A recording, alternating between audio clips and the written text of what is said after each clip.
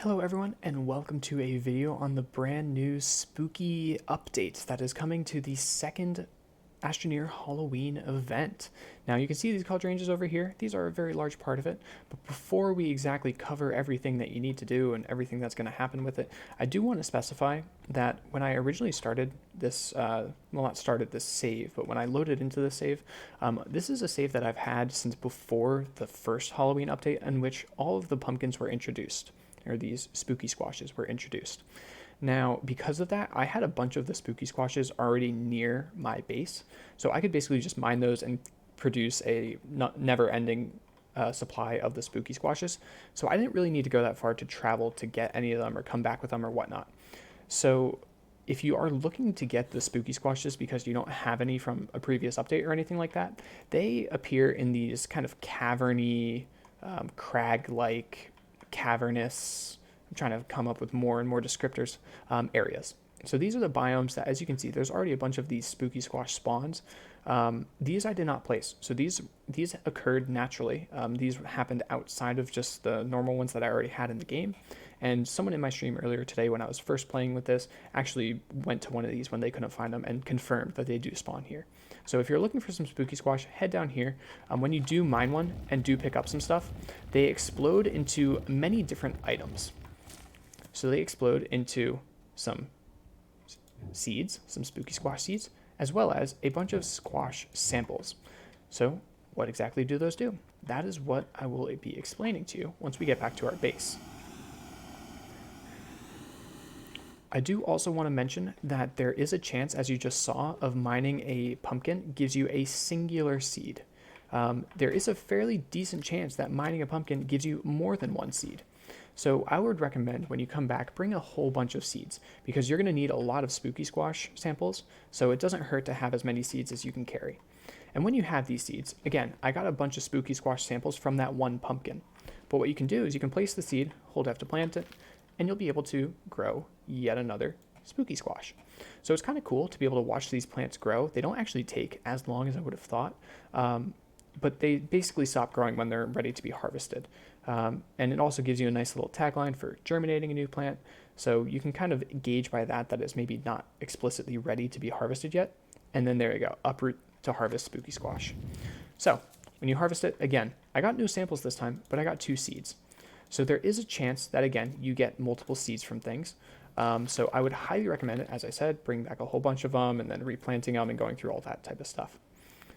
So what exactly is this update doing? You need to take these spooky squashes and you need to use the spooky squash samples that you got, as well as other seeds to craft some really cool stuff in these cauldranges.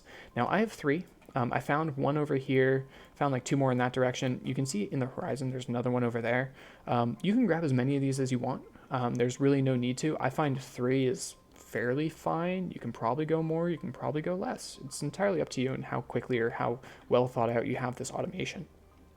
But hovering over the cauldranga, you can see that it says it requires a spooky squash sample and that is where you select one of the following. So you can go a spooky squash sample and another spooky squash sample to make squashaline.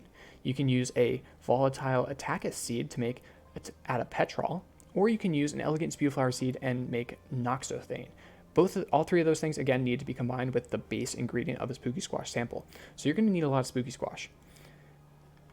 What these 3 items make, if, again, we hover over here, we have the squashaline, we have the adapetrol, and then we have the noxothane. Each of these items is technically a gas. So you can store these in a gas canister like I have over here. And then that can easily get placed right on top of your Exo Request platform in order to supply the needs of the exodynamics research. How many do we need though? We need 160 of the squashaline, 120 of the adapetrol, and 80 of the noxothane. I already forgot. So this means that you're going to need 320 spooky squash samples for this and 200 for the remaining. So you're going to need a total of 520 spooky squash samples, which is a lot. But that being said, as I have mentioned with the whole pumpkin thing, you can basically farm them out to be something like this. My general theory was to mine a bunch of these, see a huge explosion of spooky squash samples and seeds, place a bunch of the seeds on here, get some automation going with some auto arms, and then start planting the seeds. However, I found that after a little bit of time, these seeds actually started to despawn. So it was really useful to place all the seeds first, leave the pile of the squash samples down below, and just pull from these and fill up this as I needed to. And then if I need to, mine more pumpkins. Again, because you need 2 squash samples initially for these, you go through a lot really quickly. That's a little annoying ledge that I have. So that's why I have an auto arm set up. It basically pulls all the squash off of these guys and places them onto the cauldrangia.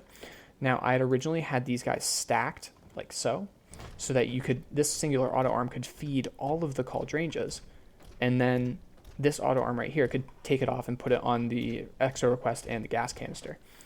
That does not quite work so well for the later recipes. And the reason being because an auto arm constantly pulls and places until this is full. So even though I may have been wanting to make the volatile Attackus recipe by placing an Attackus seed on there, this is going to make the recipe, and then this is going to fill it once again with spooky squash. Even if you don't have this here, it's hard to specify which one is going to pick up out of everything that's stored on those platforms. So you could easily use probably a storage sensor to trigger this once when it needs one, but then not trigger it, or then turn it off when this no longer is empty, and then use a different one to place Attackus seeds. There's a whole strategy that you can easily go through and make this work. I found it to be very nice to use the spooky squash, or on the spooky squash recipe, to just use an auto arm. But for later recipes, because there's a lot of picking up the appropriate seeds and stuff, you can kind of make them by hand. Again, it's entirely what you want to make of it. That being said, the second recipe requires Attackus seeds. And I have some Attackus growing over here because I'm already on this stage. So I typically plant these in rows of not rows, but in batches of 8 to 10, because when you mine these, you're going to get a little bit more than 8 to 10 seeds. It depends on how lucky you get with the drops, but it at least typically is going to allow you to place another 8 to 10, and then take the remaining seeds back and make enough of the Atapetrol. So I have 14 here just because I didn't want to take 2 back, and I just decided to plant them all. You can easily harvest these and replant them. They're not terribly difficult to do, and 3 of them spawn around a spooky cauldron. So it's pretty smart to just grab all of them once you pick up one of these, just take them back so you can start planting them the next time. The last seed that you're going to need for the Noxethane is the elegant spew flower seed. Now, this one is a little bit trickier to find. They do spawn on the surface of Aatrox. I think they might also spawn on other planets. I'm not entirely sure if those ones work, but I do know that this one does, because that's how I got this one right here. And essentially, this is the plant. It actually looks pretty similar to the seed. It's very large, and it has this really big flower up top and stuff like that. I've only seen 2 of them, and I had to make one for this video. So unfortunately, I haven't planted this seed and harvested it. So I don't know if you get more than 1 seed. I think it might be a 1-to-1 ratio, at which you might need to find 80 of the plants to get this. So it might be a little bit trickier to do. But that being said, I'm frankly not sure. So you're going to have to experiment with that. And naturally, as these events go, as you unlock enough of these tiers, you get some items. So the pumpkin shelter I'm very excited for, because I really want to see what they ended up doing with this. And honestly, I kind of like that we can finally get skins of shelters and stuff like that. It would be really cool if this is a recipe that we can unlock as opposed to just a singular item, but we'll have to see once we get there. Generally though, that kind of wraps up my general tips and tricks and what I started to do. Again, earlier today on stream, I did complete the entire 160 of the squashaline in roughly an hour or so, just by having a whole bunch of pumpkins, mining them, and doing this auto arm strategy. The second half hour took me to get these 30, so it did take a little bit longer to get enough of the Atapetrol to make a significant impact at least. But that's just because you also need to get some of these seeds too, and it's a little bit more tedious to actually make them with the cauldrangias. So that being said, that just about wraps out the video. These are the 3 new research items that we need to send out. Maybe we'll see another use for them in the future. I actually typically like to keep one of each of them and save them afterwards, just because I think they're pretty cool and stuff like that. But if you have any questions on the event, feel free to either drop them here or on Discord or anywhere like that. You can also join the Astroneer Discord. There are people who are super helpful and more than willing to answer whatever question you may have, as well as myself being willing to. So hopefully you enjoyed the video. Don't forget to like and either subscribe here or follow on Twitch or Twitter. All the socials are down below as per usual. But again, enjoy the event.